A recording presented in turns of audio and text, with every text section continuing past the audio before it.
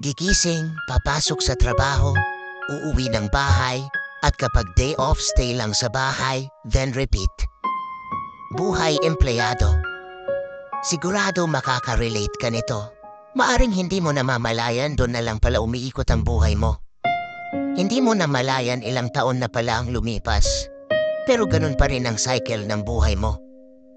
Late mo na na-realize na ang dami na palang panahon ang maaring nasayang at hindi mo nasulit. Grabe no? Ganun na pala nasayang natin na panahon. Kaya siguro yung ibang mga successful bawal ang pahinga sa kanila. Bawal matulog sa araw, kunting oras lang ang tulog sa gabi. Dahil sinusulit nila ang bawat opportunity. Samantalang tayo, ito nagpupuyat lang sa walang kabuluhan. Pero ganun pa man. At least na yon na-realize mo na. Maaring mag-iiba na ang takbo ng buhay mo. At ngayon mapapaisip ka na anong pwedeng gawin para sa ikakaunlad ng buhay. Simple lang ang buhay, dapat sulitin lang ang bawat oras, panahon at mga bagay na magbibigay ng magandang kinabukasan sa atin.